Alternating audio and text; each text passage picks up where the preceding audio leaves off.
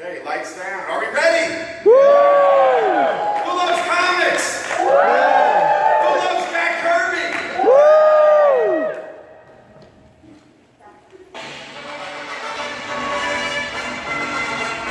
He's got something over monkey, kind of hunky superhero, optimistic and electrically transistored superhero, and exotically erotic and aquatic superhero. The Marvel superheroes have arrived. Superpowered from the forehead to the toes. Watch them change their very shape before you know. See our cake striking superhero change to biting superhero. Big and real, swinging shield, flinging superhero. They're the latest, they're the greatest of the latest superhero. The Marvel superheroes have arrived. You can say that the Marvel superheroes arrived in the 60s when they were first covered in a national consumer magazine, Esquire, in the fall of 1966. And look at that headline. Now you're smart enough for comic books.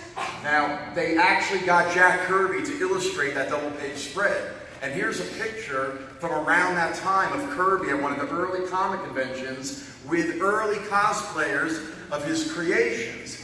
Now, we all know that Kirby worked with that guy, he who shall not be named, and they were kind of what they did for comics, what Lennon McCartney did for rock and roll in the 60s. And in many ways, the first Fab Four was not the Beatles because the initial title for the Fantastic Four was the Fab Four. So at the last second, Martin Goodman told his nephew Stan Lee, I don't like that title, so they swooped them. But the whole point is that if you looked at that Esquire thing, many of the characters that you know about Kirby, like the Black Panther, like the Silver Surfer, like Galactus, were not in that double-page spread. They were actually created after Kirby had illustrated that. And who were those characters and why did Kirby create them? Well, in addition to the Beatles as being one of the Bs of the 60s, also the big pop culture thing was, of course, Sean Connery and James Bond. And both comic book companies tried to capitalize on that. But what Marvel did in 1965, Kirby comes up with Nick Fury, Agent of S.H.I.E.L.D. And where did he get that from? Well, Kirby was in World War II. He fought for Patton. So he had created, in 1963 for Marvel, his war experiences as their version of DC's Sergeant Rock, the World War II hero Sergeant Fury. But what did Kirby do that was ingenious and, as usual, ahead of his time? We now know about reboots in pop culture. Well, maybe one of the first reboots in comics for Marvel was Kirby taking Sergeant Fury from World War II and, without aging him, bringing him into the 1960s as a high-tech secret agent. Now, in addition to Bond, the third B of the 60s was... Exactly. This is the ABC promotional folder. So Marvel knew that DC was going to explode in 1966 with the Batman TV show. They knew it was going to increase sales for DC. And Kirby got the message subtly, or maybe directly, we've got to come up with new characters and new ideas to compete with the Batman TV show.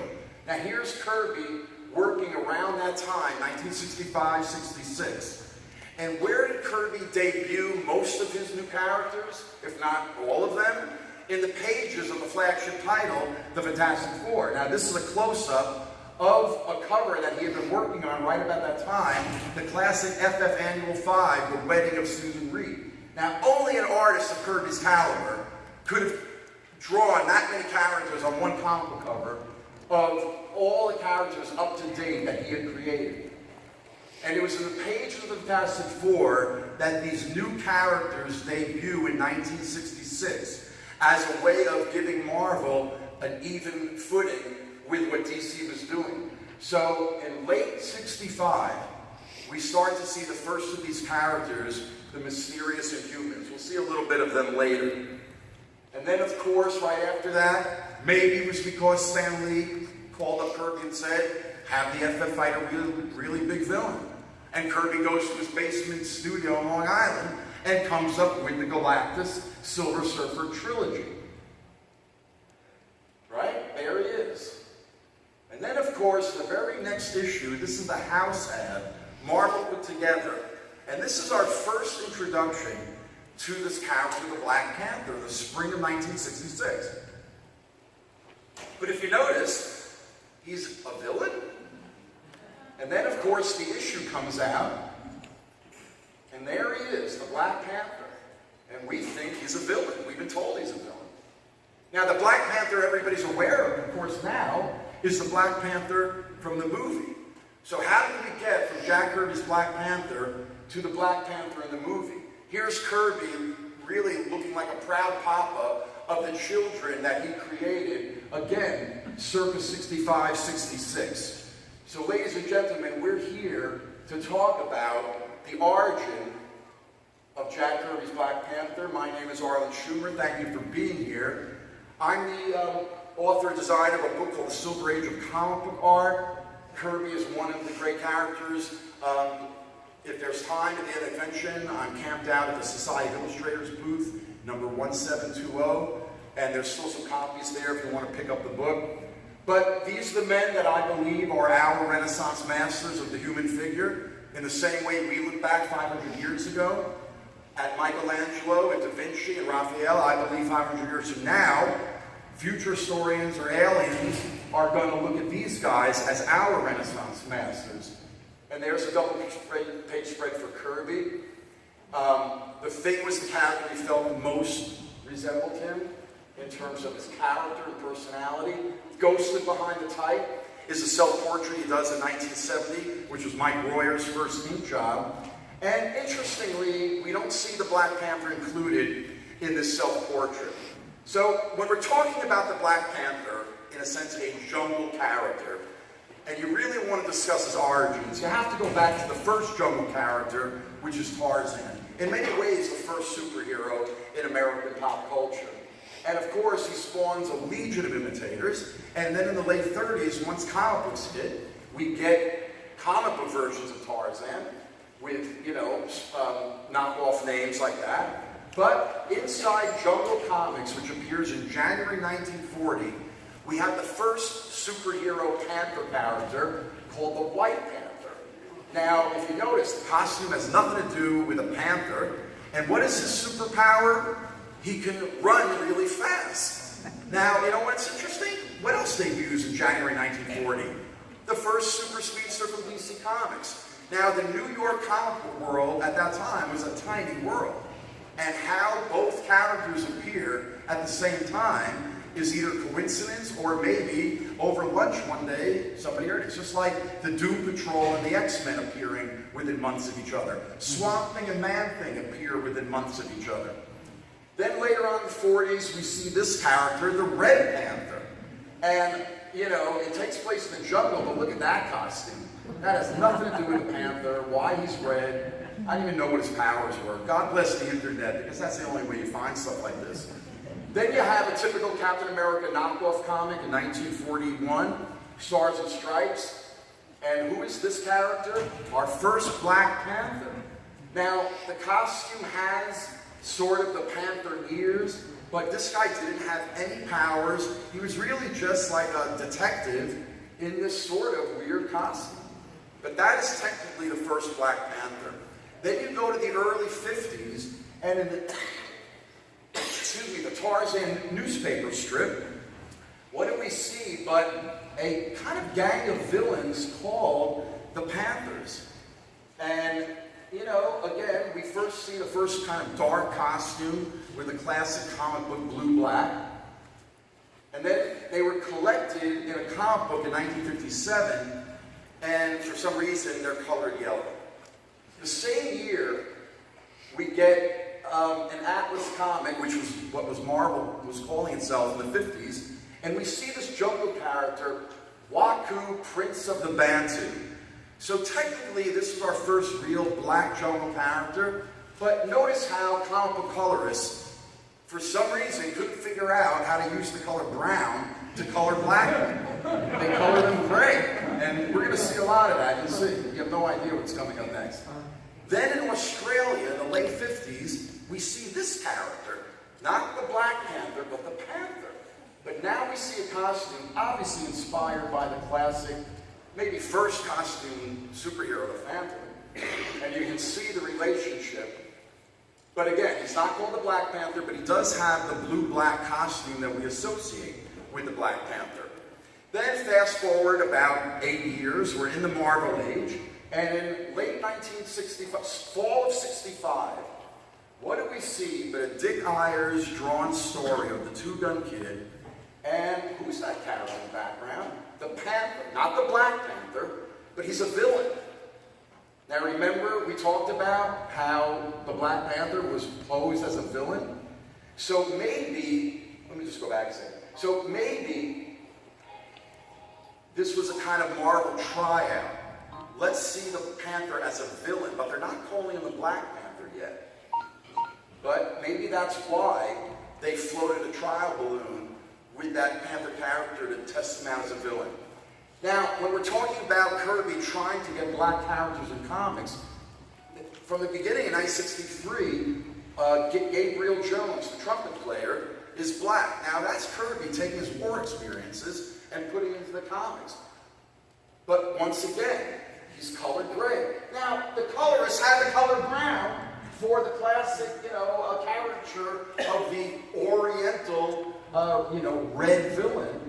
And yet, they color the black man gray. Now look at this horror show. They're coloring Gabriel Jones dark blue. What the? And of course, this is from that classic FF65 issue, FF annual issue. Now, in the page of the Fantastic Four, 2 years before this, we have this Kirby story, The Hate Monger. And by the way, every time I say the Kirby story, I believe all Lee did was dialogue the Kirby stories that he drew out. And that's the subject for a whole nother lecture that I do. So that's why when I say I believe these are Kirby stories. So we have this character, the Hate Monger. Now right away you're thinking, well, he looks like the Ku Klux Klan. Well, in the early 60s, the Ku Klux Klan was on the rise because of the Civil Rights Movement. And Kirby puts a Ku Klux Klan-like character in this page of Fantastic Four. Now, if you read that dialogue, given the events in Charlottesville a year ago, that's torn from today's headlines. And when they yanked off his mask in the end, who is he? Of course, he's Adolf Hitler.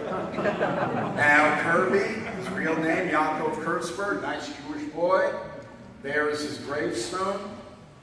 God bless the internet, because I find images like this. For all you Gentiles out there, davening is when Jews pray. They kind of bow like this, and that's called davening. So it's not clobbering time, it's davening time. And yet, there's a real base in this, because this is a Hanukkah card Kirby drew, positing the thing is Jewish. Now, I know in the comic books, about 10 years ago, they decided to officially make the thing Jewish, but Kirby always intended the thing to be Jewish. I do a whole lecture called Jews in Comics, so that's a whole other story. Anyway, there's Kirby, again, right around 65, 66. But Kirby was an avid reader of what was happening in the day. He read magazines, he read books, he read pulps, and he read newspaper headlines like this in 1963. This is the reason he brings back Captain America in the spring of '64. Because, like many Americans who were heartbroken after Kennedy's assassination, he felt we need a male leader to substitute for Kennedy. And that's why we get Captain America in the spring of '64. And in the summer of '64, I guarantee you Kirby was aware of this classic headline, in which two Jewish men, Andrew Goodman and Schwerner, are murdered along with Don Chaney, the black man. They made a movie out of this, Mississippi Burning. Then there's the Watts riots in 1965. And Kirby must have been aware of this, and it's around this time that in an interview I found, he says, it suddenly dawned on me that I had thousands of black readers, and yet I don't have a black superhero. So out of this pop culture stew, we have this forensic comic book evidence sketch that Kirby called the Coal Tiger, C-O-A-L. Now, why the Coal Tiger? Well, a tiger is usually orange with, stripes. So maybe there was a reference to calling a Black Panther a coal tiger. But there is a racist connotation, because if you know the classic Disney animated cartoon from the 40s called Coal White and the Seven, S-E-B-B-E-N, that was a classic racist cartoon that is now no longer shown. Okay, the costume's a little funky, but what is most salient about this character design is the fact that Kirby intended the first black superhero to be fully exposed as a black man. He looks like Obama's a superhero. He looks like a black Superman. And yet, here's the rejected cover. Another piece of forensic comic book evidence. And what's salient about this image? He's half-mast exposed like Batman. Now, the sad thing about comic book history is that we don't have documentation of most things. We just have, what we suspect might have happened. But the best guess we have is that every time Kirby brought this to either Lee and or Martin Goodman, the publisher, they probably said our southern distributors will not stomach, in 1966, the middle of the Civil Rights era, a black superhero on the cover. You can have him on the inside. We don't care about the inside. But we're not putting a black man, and you know the word I'm using instead of black man.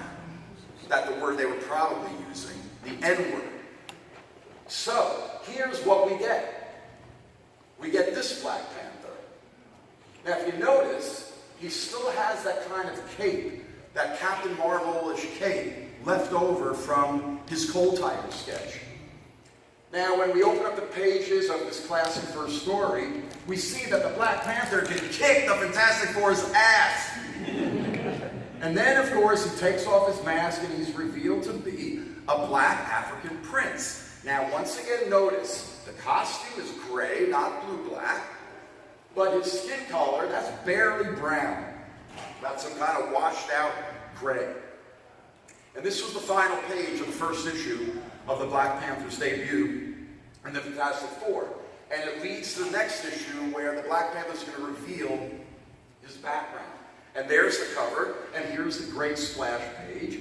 And look at Kirby's attention to African American, a term which wasn't even being used in 1966. And we're going to talk about that in a minute. But look at Kirby's great attention to authentic detail of African culture that I'm sure he must have researched. Look at this beautiful full-page illustration where Kirby gets the Black Panther motif in. And then you have interesting little details like this, where Reed Richards observes that this associate of Black Panther is transmitting a message halfway around the globe with that. And what is that? But in a sense, it's almost like the first cell phone. And Kirby was way ahead of his time. And so, if you know about the mother box in the Fourth World, Kirby saw it all 50 years ahead of time. And then we're introduced to Kirby, to T'Challa's father, T'Chaka, who is the king of the tribe.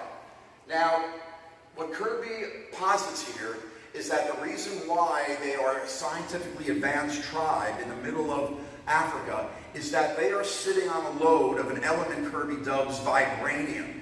And it's this rich, powerful element, like a combination of gold and uranium.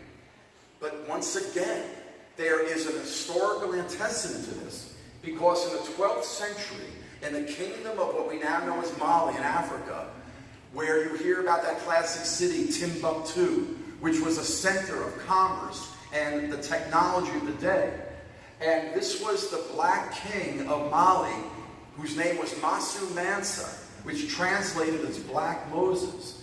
And he was sitting on a load of gold. And it was through the ownership of that gold that he was able to maintain peace. And that's why Timbuktu flourished. And you can see how Kirby adds that into his comic. And then we're introduced here, I mean, this is all a flashback because that's young T'Challa, the Black Panther, and his father. And you can see the love bond that they form here. Because, of course, the villain Claw's introduced, the classic, evil white man hunter that comes into Africa to basically steal the vibranium because it's such a valuable element. And in doing so, murders T'Chaka the king. And there is young T'Challa. Now, that's Stan Lee's dialogue from Kirby's story. But what's interesting about what he says here, from this moment forth, I live with but one thought, one aim, one goal. Now, those words echo in the speeches of the early 20th century black nationalist named Marcus Garvey. Marcus Garvey was the guy that influenced the next generation of black leaders like Martin Luther King. Marcus Garvey's the guy that coins the term African American. And he's the guy, by dressing up in these bizarre, kind of Michael Jackson-y military outfits, he was trying to uplift black consciousness at the time, which of course they were using the word Negro, but he's the forerunner of the 20th century black struggle that Martin Luther King and company carries into the 60s. Now you might be wondering, what about the Black Panther Party that Marcus Garvey, Martin Luther King influenced? They're the founders, Bobby Seale and Huey Newton. I always sometimes mistake and say Huey Lewis. It's Huey Newton. Anyway, I digress. Now, the Black Panther Party is formed in the fall of '66, almost 6 months after the Black Panther appears on the newsstand.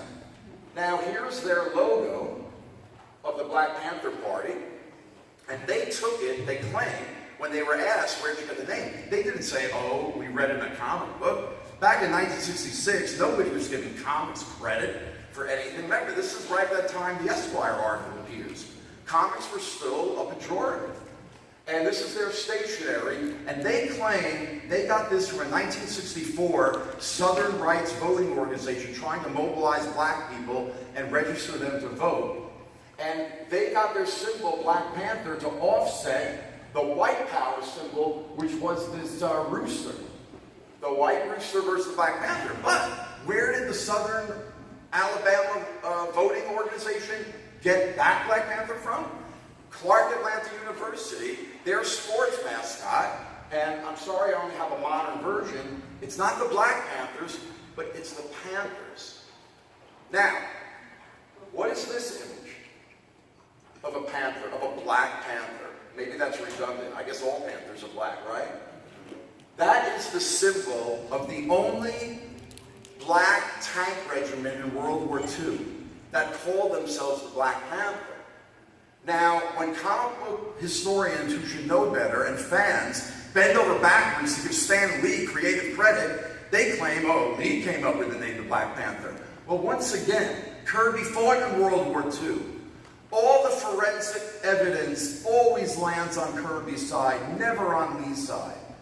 I'm going to believe that chances are Kirby, after the Cold Tide was rejected, comes up with the Black Panther, because Kirby was Captain America. And it's in the pages of Captain America, after the Fantastic Four, that we next see the Black Panther. And lo and behold, they finally figure out how to color a black man brown. Oh, hallelujah. But, of course, what's interesting, when you go in for close-ups like this, he's a white man. Okay, so maybe the color is messed up. Anyway, here's a beautiful sketch by Kirby of a 1967 proposed Black Panther solo series, in which he has the Black Panther crossover with his other great creations, the Inhumans. And by the way, here's a perfect example of what Kirby gave to Lee. His beautiful stories with all the margin notes indicating what was going on and what the characters were saying. And according to Lee, it was like filling in a crossword puzzle. But that doesn't mean he created or wrote the story or any of the characters.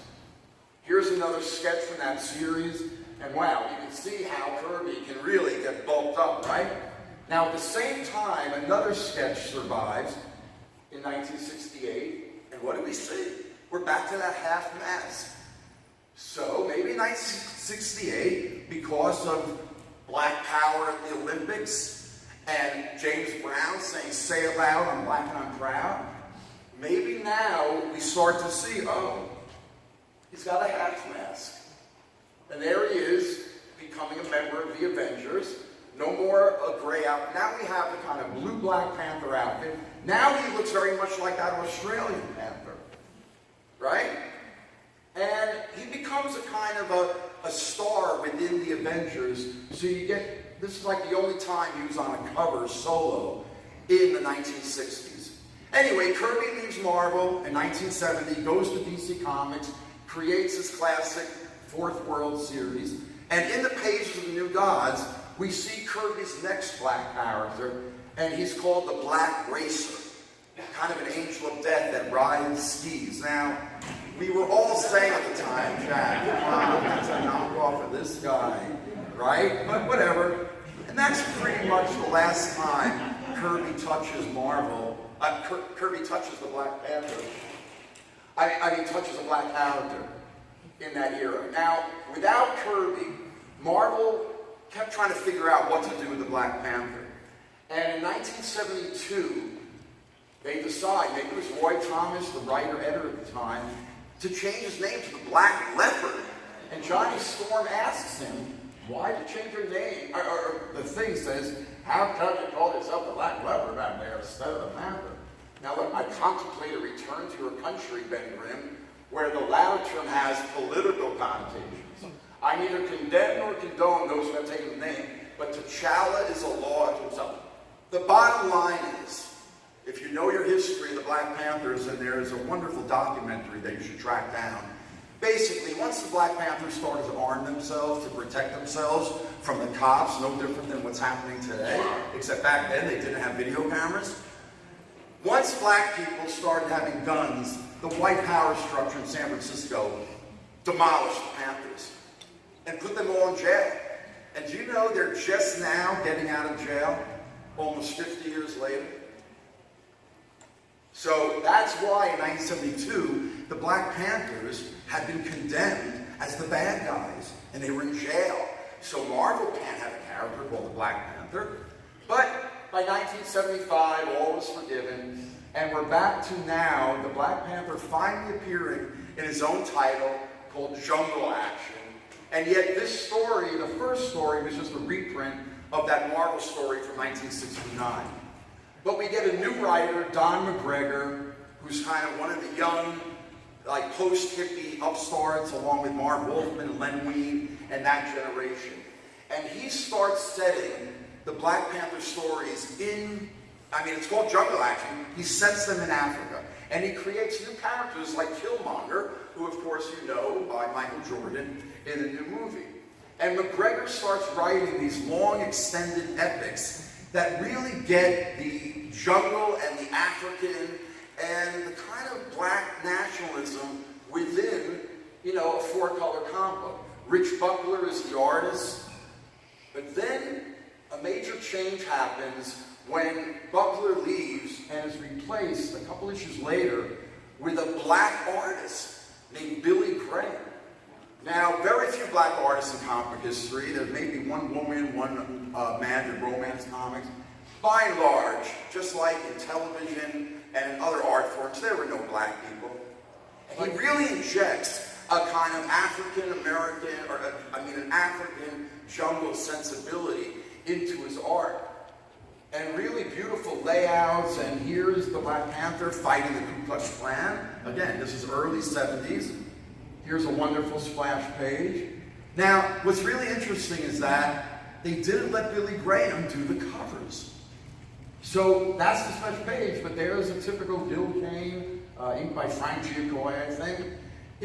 Here's a Gil Kane, typical Gil Kane. He was the cover artist of Marvel, so I guess maybe they felt his covers sold more. But, it's funny, it's like they let the black guy draw the comic, but they don't let the black guy do the cover. Because there's Billy Graham's rejected black and white original. And here's one of the only photographs, it's probably from an Instamatic camera, of Billy Graham with Don McGregor. Again, God bless the internet, we can find things like this. And recently, the New York Times did a beautiful full-page article back in March about Billy Graham, and because he died fairly young, but he was a real kind of Renaissance man. He was an actor, he wrote plays, he was more than just a comic artist. So you should track this article down if you're interested in finding out more about Billy Graham. But here's a sketch by Kirby of Black Panther in the 70s when he returns to Marvel Comics in 1975 and takes up the Black Panther again. Now, fans are divided about Kirby's, Marvel 2.0 work. Kirby's art was still at the top of the game, and look at how he's drawing the Black Panther more with claws. Look at his socks have little claws on the kind of toes there. And while there was still some classic great Kirby double-page spreads, there were really no memorable stories like what Don McGregor was writing. But the bottom line is, for all Don McGregor's political consciousness, the books didn't sell. And that's usually the death knell of any comic book, no matter how great the art or story is. Then Kirby leaves Marvel at the end of the 1970s, and in the 80s he goes to work in California for Ruby Spears Animation. And he did storyboards like this that you can see employ the jungle motif that he used in the Black Panther. And he did presentation pieces that were like about this big of animation concepts that mostly never happened. I think only Thundar the Barbarian made it. But all of these things, I think they even made a card set that you could track down that has like about 100 of things like this. But lo and behold, look at this character called the Black Tiger. Once again, very much resembles his Coal Tiger, except with a sort of funky mask. Anyway, ever since then, Marvel has made the Black Panther a bona fide star of the Marvel Universe. So you see collections like this. And then they went back and reprinted the classic Don McGregor stories. You can find collections. Notice some of that Coal Tiger, the cape, was sort of brought back. So you can see the great artist Mark Teixeira drew him like this. But of course, they're making the Black Panther almost like Marvel's Batman. There's a similarity there. Look at this version, the Man Without Fear, that's totally Daredevil. And I mean, then when you look at covers like this, I first saw this and I thought it was Daredevil, even though it says the Black Panther. So it's interesting that they have a similar outfit and that's how they've been used. Marvel has now treated the Black Panther with the A-class he deserves. They put great artists like Alex Ross on it. And then a couple years ago, this was the real breakthrough when they got the great African-American author Ta-Nehisi Coates to write the Black Panther and the great artist Brian Stelfreeze to draw it. And it's this version of the Black Panther that's really the version that made it to the movie. Now what's interesting when we look at the movie is that every chance they get, we don't see the Black Panther with his mask on. Right? So if you didn't know the Black Panther's comic origins, you would think by looking at these posters that he doesn't have a mask. And then when you watch the film, again, almost every chance, you don't see him with a mask on. Now, the other characters, like Shuri, they all come right out of the comic books. Some are more, exactly like the other. I forget this guy's name. What's his name? Anybody? Everett Ross. Yeah. So, he was right out of the comic books like that. I think Christopher Priest created. Right there he is in the bottom right corner. This is one of my favorite posters of the Black Panther film because they got the spirit of that great Kirby image that I showed you before. Now, one of the most controversial Black Panther movie posters was this one. Why was this controversial? Because it echoed back to Bobby Seale's famous 1966 picture of the Black Panthers and considered very militant. And this is the image that put the scare into white people and the white power structure. They did not want to see this. Now, it's interesting that Michael Richards, in this cover for GQ, kind of adopts that same pose because, of course, he's Killmonger. Now, I thought this was interesting because look at that mask. That's really become, even though we hardly see the mask in the movie, it's really become an icon. But covers like this piss me off as a comic book fan. Because if you don't know comics, how can you honor superheroes if you don't show the mask or the costume? So images like this really bug me. Now look at this promotional image without the mask. Meanwhile, at the same time, they have an alternate version with the mask. And then there are academic conferences discussing the political ramifications of the Black Panther, and they show the mask. Now look at this political cartoon that I found on the internet about how, thank God, finally, just like DC figured out how to make Wonder Woman, finally, after all these years, black people have their superhero that it's taken them this long to figure out how to do. And yet, the character they should be looking at is this guy. Now here we are in this day and age when we're protesting racist images of sports teams like this. Now I don't necessarily find that racist, but the idea of calling Indians Redskins is basically a racist, like they used to call, Chinamen, yellow men. The Cleveland Indians won the World Series 3 years ago with this bucktooth caricature that they only recently changed. And yet, how come when we look at the Black Panther, as cool as that mask is, and we all love the Black Panther mask, in my mind, and the conversation I want to begin, is why is this no less racist mask than this image? So ladies and gentlemen, thank you for being here for the origin of Jack Kirby's Black Panther.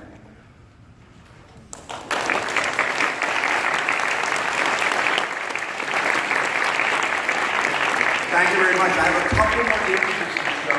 Can you just keep the lights down for just a couple minutes? This whole presentation began as a magazine article that I designed for the comic history magazine Alter Ego in 2013.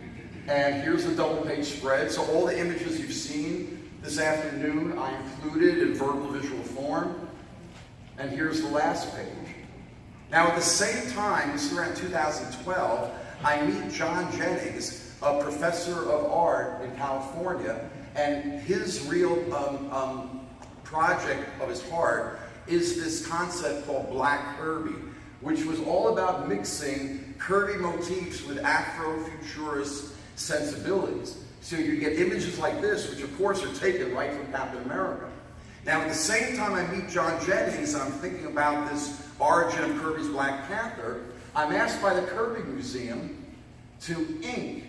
They handed out this unpublished pencil of one of Kirby's characters, Omac, from DC in the mid-70s, and they're handing this out to different artists to ink. So I knew that I had to do this. Anyway, there's Omac. He's like kind of Kirby's Captain America, but as a futuristic sort of android. But then I thought about that mohawk that Omac has, and I thought about Marcus Garvey and that weird, flourish of the hat that he wore. So what I decided to do was kill two birds with one stone, and I inked this sketch, and I kind of did a mashup with Marcus Garvey, and I came up with, Oh Black, one black man liberating Afro-consciousness. What do I know? I'm a Jewish kid from New Jersey, But okay, I'm doing my best. And that is one of his speeches that he wrote from prison, similar to what Martin Luther King wrote when he was in prison in the early 60s. And that's where you get this influence. So the idea of turning real people into superheroes is one of my specialties, where I take the photograph of people and kind of keep the photographic resemblance, but merge it with the classic black line of comics. So when you go to my website, arlenschumer.com, you'll be able to find images of my illustration. I have a site called Pop Culture Man that it's linked to, that has all of my posters. I was art director of Bruce Springsteen's first fan magazine 40 years ago when I was in Rhode Island School of Design. It's linked to my book, which has that chapter on Kirby that you can purchase or down at the side illustrators before they close up. I do a lecture on the Silver Age of comic art. I run a Facebook group based on the Silver Age of comic art. I run one on the great Neil Adams, and of course I run one on Jack Kirby. Last year here I did the centennial of Jack Kirby using that image, and I designed a brochure showing the range of things that I've done with Kirby. There was the cover. So a couple years ago, for the 75th anniversary of Kirby, of Panther America, I did this lecture, which is on my YouTube channel, linked from my website. The Jack Kirby Museum had a pop-up in New York City in 2013, and I did a lecture there. I mean, to me, what's fascinating about Kirby is how did an uneducated, meaning higher education, you know, kid from the Lower East Side end up growing up and giving us these high-tech, weird mixture of Aztec and technological motifs. And that was the whole point of creating that image. And I love the idea of reminding people that the guy they love was named Yaakov Kurtzberg. And then the last project I did a couple years ago, the auteur theory of comics, in which, if you know about the auteur theory of film, which the French critics 70 years ago declared, it's not the screenwriter who's the author of the film, it's the director. So I tried to show that in another verbal visual essay. And once again, you can see on the right side, the first Silver Surfer story. Those are all Kirby's notes for Stan Lee. Anyway, if anybody's in the LA area on Tuesday in 2 days, I'll be doing this lecture again for the Society of Illustrations of Los Angeles in Burbank at the Victory Theater. Go to their website, go to my website, the information will be there. But in addition, I'm doing 2 lectures. The other one is on the 50th anniversary of 1968, which happens to be, if you look at these covers, we all know in American history it was the most turbulent year in the entire century. But in comic books, so many of the greatest artists, of which Jack Kirby is one, did some of their greatest career works. So if you want to come and see that, come up on Tuesday, and it'll be great to see you there. Of course, in 1968, Kirby gave us his last great Marvel work, I believe. This is what happens when you do a thing at the end of the convention. Anyway, this is the last time he created characters for Marvel. The last 2 years before he left, he kind of coasted, but Kirby at his peak coasting was better than anybody at their best. But he creates a nihilist, his last great villain, and of course Franklin Richards. So thank you again, ladies and gentlemen. We have time for some Q&A, if we get the lights up. And thank you again for being here and sticking out.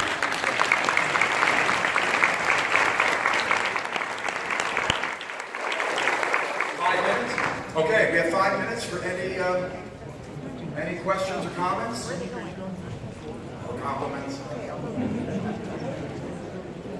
Have I stung you into submission? You? Okay, now remember, I'm hard of hearing, so say what you're going to say, but somebody here has to translate. I heard along the grapevine that Jack was told at one time to make things more white, so he ended up having the Black Panthers fight the Ku Klux Klan. Is that real, or? I missed the beginning of it, but it was a Black Panther fight with Ku Klux Klan. Well, I showed that in the 1970s. That was Don McGregor working with Billy Graham. Were you not paying attention back then? He asked if it was inspired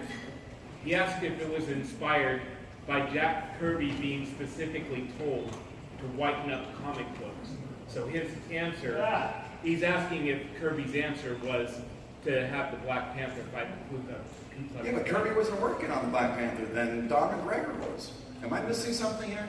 No. I was just translating his question. That might be the initial confusion there, was that wasn't Kirby's act to bring the KKK. That was Okay, I'm a little lost. Anybody else have another question? Yes? Arlen, where did you buy your first Black Panther or Marvel comic book?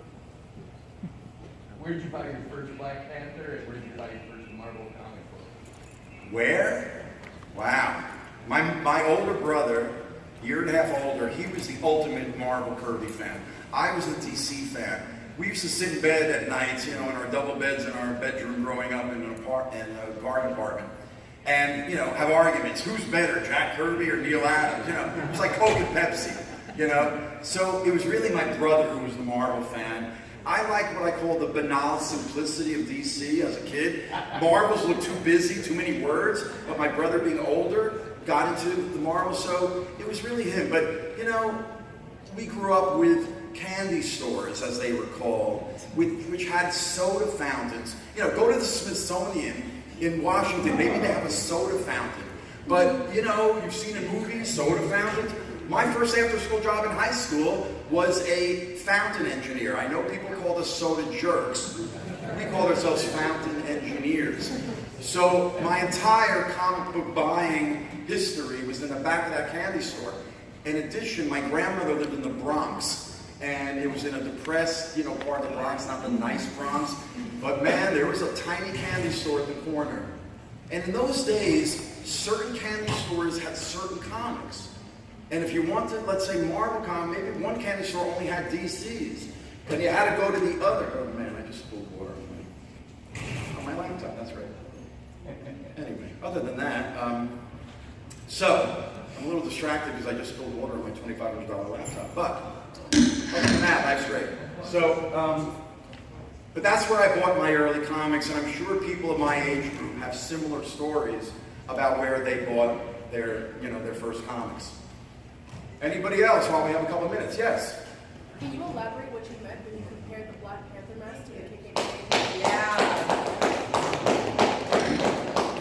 Okay, somebody has to translate. Oh, can you compare, or can you tell us what you meant when you compared the Black Panther mask to the white hooded KKK mask? Okay, what did I mean when I made that comparison? I'm glad you asked, because the whole point of this presentation, I know that what I presented could be controversial and upsetting. What I'm trying to say is not that the Black Panther's racist, and not that, oh, he's like, what I'm trying to say is, we all love the Black Panther's cool mask. You know, Iron Man has a mask, Spider-Man has a mask, but the Black Panther's mask was not intended to be there. And as cool as it is, and as much as we love it, and the fact that we accept it, if we really are going to honor Jack Kirby's original intention, and I believe the movie makers maybe knew this, which is why, if you look at the length of that film, maybe he's in his mask for 5 whole minutes. So maybe they're aware of what I'm talking about. But again, I just am the mischievous imp stirring the pot to create the conversation. Should the Black Panther's mask be abolished? Even though we love it now, it is a racist leftover from the 1960s. And again, I'm a white guy. What do I, quote, care? But we're all human beings. You know, without the white Jewish involvement in the civil rights movement, there would have been no civil rights movement. Yes? But Spider-Man and Iron Man have a mask to protect themselves when they're fighting, so why can't Black Panther wear one? I understand where you're coming from, but doesn't he need a mask? Do you think he should wear one?